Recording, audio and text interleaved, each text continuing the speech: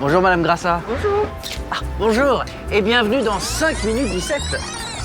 Votre rendez-vous propre et bien repassé sur l'actualité de l'art.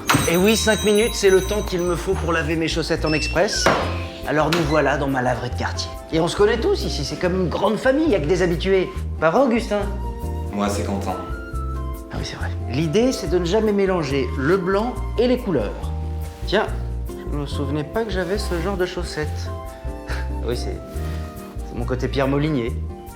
Vous voyez pas que c'est occupé? Ah bah oui, mais dans ce cas, fermez le verrou, monsieur. Oh là là, incroyable. C'est un tunnel qui mène à Grenoble. Oh là là, toutes ces lumières. On y va? Du jaune ici, encore un peu par là, et cette fois du mimosa. Si Bonnard usait de toutes les couleurs, le jaune semble imprégner chacune de ses œuvres. Du port de Trouville à la place Clichy, et jusque sur un coin de table, Bonnard met du soleil partout sur ses toiles. L'ami des Nabis, qui se disait impressionné par Monet, est célébré au musée de Grenoble. Plus de 75 toiles qui permettent de parcourir les grandes époques de son œuvre, dont les variations sur Marthe. Ah, Marthe, la femme, le modèle et la muse. Il y a du Degas dans cette scène intime, mais l'espace d'une petite salle d'eau devient ici un royaume. Ce nu dont le corps semble s'étirer à jamais dans un bain de couleurs irréelles. Tout est liquide et tout flotte. Ouvrez les yeux, tendez l'oreille, vous entendrez peut-être des clapotis. Je verse un peu de lessive dans ma bouboule, un peu d'adoucissant, et le secret, c'est d'ajouter un peu de lavande pour parfumer le linge. Un trait d'huile d'olive, de l'ail, du thym, des cigales et quelques boules de pétanque.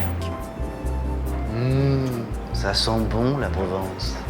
Justement, puisqu'on parle de la région, chaque année, la Fondation Pernod Ricard attribue un prix à un artiste de manière à promouvoir la jeune scène française. Et comme l'histoire Ricard débute à Marseille, l'interview se fera en langue cigale, à base de Colette Barbier. Colette Barbier, bonjour. Nous voilà au nouveau siège de la Fondation Pernod Ricard que vous dirigez. De grandes entreprises s'engagent à promouvoir la culture, mais chez Ricard, l'art est indissociable de son fondateur. Oui, en effet, nous, ce n'est pas une mode si nous sommes dans l'art aujourd'hui. Paul Ricard avait fait l'école des beaux-arts avant d'être ramené par son père dans l'entreprise familiale. Mais toute sa vie, il a peint, il a photographié, il a fait de la vidéo et parallèlement, il a toujours soutenu de jeunes artistes en les achetant, bien sûr, mais aussi en leur proposant de dessiner des affiches ou des étiquettes de bouteilles. En attribuant le prix à un ou une artiste, qu'est-ce qu'il ou elle peut attendre ? Déjà, il peut attendre d'avoir un bon focus sur son travail pendant la FIAC, puisque nous avons choisi cette période qui est une semaine forte pour l'art contemporain en France.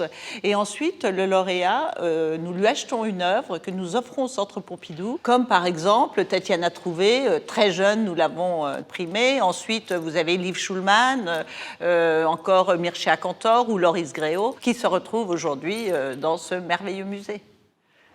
Et la Fondation est un lieu ouvert au public qui peut se visiter gratuitement. Exactement, on a fait ce choix. Et aujourd'hui, dans ce magnifique bâtiment dessiné par le studio Ferrier-Marchetti, ce sera l'occasion pour ce public encore plus large de venir découvrir évidemment nos expositions, mais aussi nos conférences, la bibliothèque et la librairie, et sans oublier le Café Mirette dirigé par de formidables chefs. Colette Barbier, merci. À vous. Et cette année, le lauréat du prix de la Fondation Pernod Ricard est Boris Kurdi. Quel spectacle! Toutes ces chaussettes qui se baignent dans un torrent de lessive, elles doivent bien s'amuser. Oh, mais qu'est-ce que tu fais là, toi? Tu n'es pas avec les autres? Non, je ne sais pas nager. Ce n'est pas grave. Pendant que les autres batifolent dans le bain, je vais t'emmener à Tokyo. Wow, attends, mais qu'est-ce qui se passe là? Je parle à une chaussette? Vous avez forcément croisé l'une de ses œuvres. De l'architecture hiératique du Louvre au bidonville du Kenya, la galerie de JR, c'est la rue. Sur les murs, les toits, le béton ou la tôle, son noir et blanc devenu identifiable entre tous s'est posé cette fois au Japon. Sélectionnant des images du photographe de presse Watabe Yukishi, JR isole ses sujets pour les agrandir et les installer en de nouveaux lieux. Un travail in situ, mais aussi ex situ, puisque ces anonymes, extraits de leur environnement et de leur époque, semblent alors les derniers témoins de villes minières ou cités fantômes. JR dialogue avec l'histoire et fait cohabiter deux mondes, une illusion à découvrir jusqu'au 20 novembre à Tokyo. Et voilà, notre grande lessive est terminée. Et surtout, bien vérifier qu'on n'en oublie pas une au fond du tambour. Ah!